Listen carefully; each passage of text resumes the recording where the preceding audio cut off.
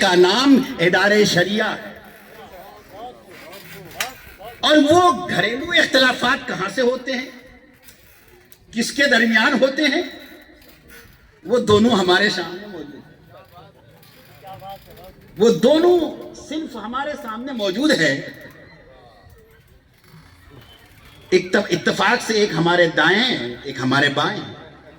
مگر جب آپ انٹری کریں گے مجھے سمجھ میں نہیں آیا کہ انہیں تو بائیں ہونا چاہیے، کیونکہ بائیں پسلی سے ان کی پیدائش ہوئی ہے۔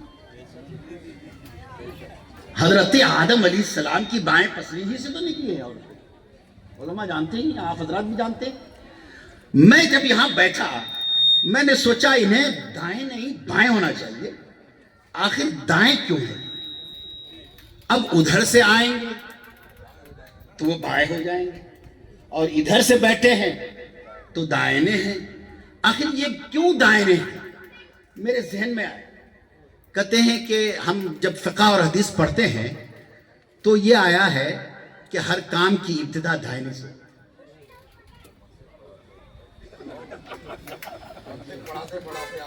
ہے نا، حتی التنعل والترجل، یہاں تک کہ آپ جوتا پہنے تو دائنے سے، اور کنگھی کرے تو دائنے سے، ہے نا حضرت؟ یہ دائنے سے ہے۔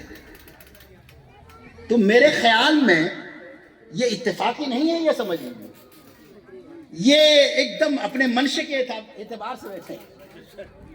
یہ دار القضاء اور دار الافتاء ہمارے قاری صاحب نے تفصیلاً بیان کیا کہ چاہے وہ مفتی ہوں یا قاضی، وہ اپنا فیصلہ نہیں سنائیں گے کہ یہ ہمارا فیصلہ آپ مانو، بالکل نہیں۔ نہ مفتی صاحب اپنا فیصلہ سنائیں گے، نہ قاضی صاحب اپنا فیصلہ سنائیں گے۔ یہ سنائیں گے تو شریعت کا فیصلہ سنائیں گے۔ یہ شریعت کا فیصلہ ہے۔ شریعت نے ہم کو یہ منصب اور مقام عطا فرمایا ہے، میں یہاں بیٹھ کر حکم شریعت آپ کو سنا رہا ہوں، آپ اس کو مانیں۔ دائیں طرف یہ اس لیے ہے چونکہ دار القضاء اور دار القضاء میں افتتاح انہی سے ہے۔ دار القضاء میں افتتاح انہی سے ہے۔ وہ کیا ہے؟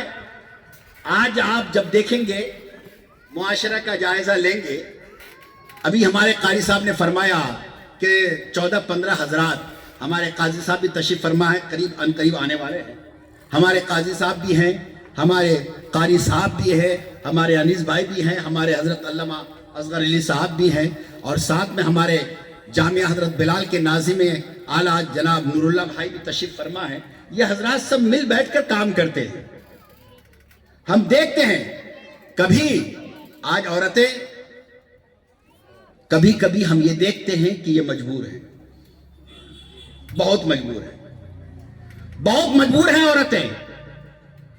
گھر میں بڑی تکلیفیں دی جا رہی ہیں ان کو۔ شریعت نے یہ نہیں کہا ہے کہ تم تکلیف سہ کر کے برداشت کر لو،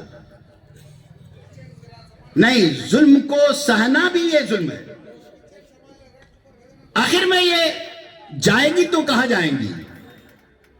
ان کے لیے خود قرآن مقدس میں اس کا حکم ہے کہ ان خفتم اللہ یقیما حدود اللہ ہے، قرآن مقدس میں قاضیوں کو حکم دیا کہ اگر تم دیکھو کہ ان کے درمیان رشتے ادواد اگر اچھے انداز سے نہ چلے تو عورتوں کو یہ حق دیا گیا ہے کہ تم اپنا فیصلہ لے سکتی ہو۔ شریعت میں اس نے فیصلہ دیا ہے، حکم دیا ہے۔ اب یہ بیچاری کبھی سہتی ہے، مجبور ہوتی ہے، اس کے بعد اپنے شوہر کے خلاف کمپلین کرتی ہے دارالقضاء اور دارالافتاء میں جاتی ہے۔ اور کبھی ہم دیکھتے ہیں کہ نہیں، یہ مجبوراً نہیں، مسروراً آتی ہے، اس کے خلاف وہ آ کر کے عرضی ڈالتی ہے۔ میں راتوں دن اس کا مشاہدہ کر رہا ہوں، اس لیے بول رہا ہوں،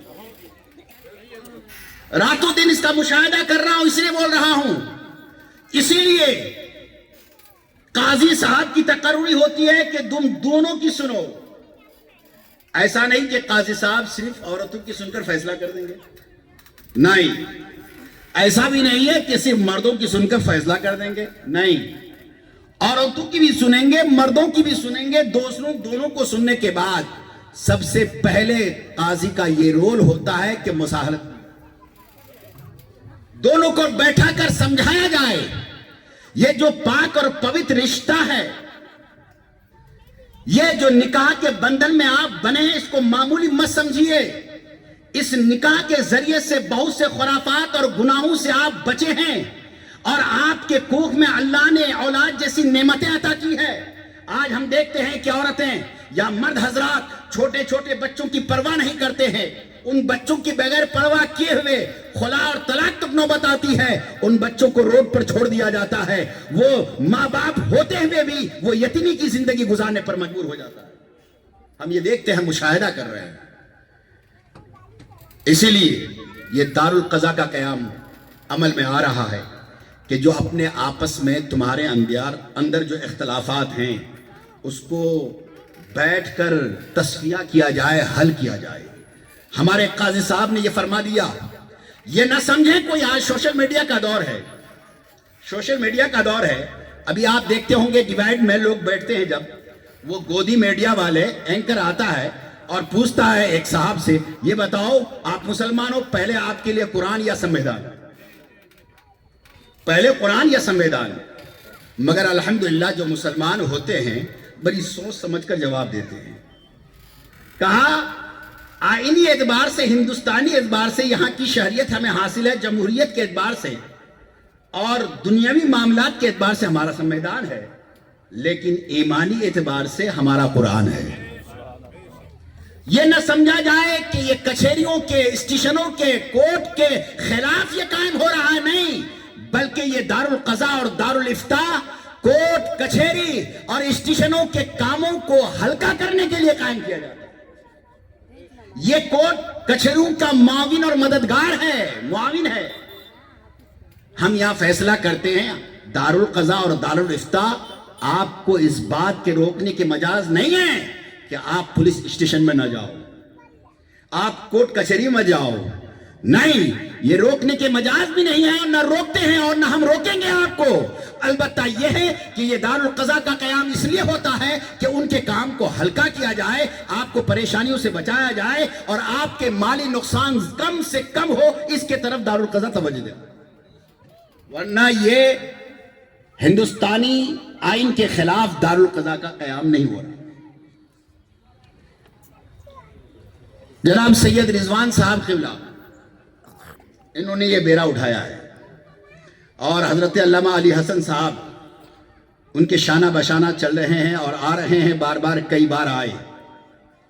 हर एक को फिक्र होती है, हर एक को फिक्र करना भी चाहिए। किसी को फिक्र होती है अपने औलाद की, किसी को फिक्र होती है अपने आप की, किसी को फिक्र होते हैं अपनी प्रॉपर्टी और जायदाद की। मगर काबिल मुबारकबाद हैं रिजवान साहब कि उनको फिक्र जहां अपनी है वहां मिल्लत की भी फिक्र, उनको जहां फिक्र अपनी है वहां कौम की भी फिक्र है, उनको जहां फिक्र अपनी है वहां माशरे में बिगड़े हुए हालात की भी फिक्र है, ताकि किसी तरह से हमारे भाई परेशानी से दो चार ना हो और ये दर दर न फिरें, बल्कि एक जगह बैठकर अपने मसले को हल कर लें। मैं अपने ख़वातीन इस्लाम और माँ बहनों से कहूँगा कि झगड़े हर घर में होते हैं, झगड़े हर घर में होते हैं। आपको मालूम होगा, शायद मेरे जहन से बात निकल रही है, उलमा किराम रहबरी करेंगे। हजरत इमाम आज़म अबू हनीफा रज़ियल्लाहु ताला अन्हु का दौर था। एक औरत अपने शौहर से झगड़ते झगड़ते ये बोली, क्या कि जाओ हम तुमसे बोलेंगे नहीं, और गालिबन ये कहा दिया कि अगर फजर तक, शौहर ने कहा कि फजर तक तुम मुझसे अगर नहीं बोले तो तुम पर तलाक, तुम पर तलाक, फजर तक अगर नहीं बोले तो तुम पर तलाक। अब करे तो करे क्या, शौहर बेचारा परेशान।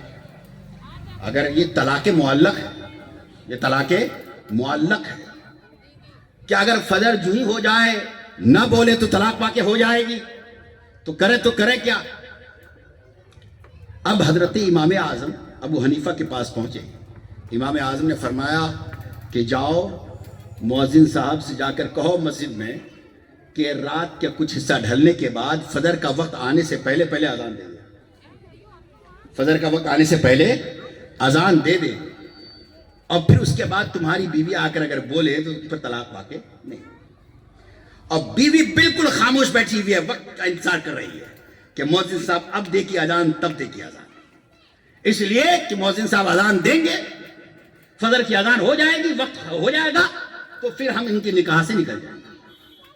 اب کیا کیا, گئے امام صاحب کے پاس, کہا ایسا ایسا مسئلہ ہے, ذرا آپ اذان دے دیجیے.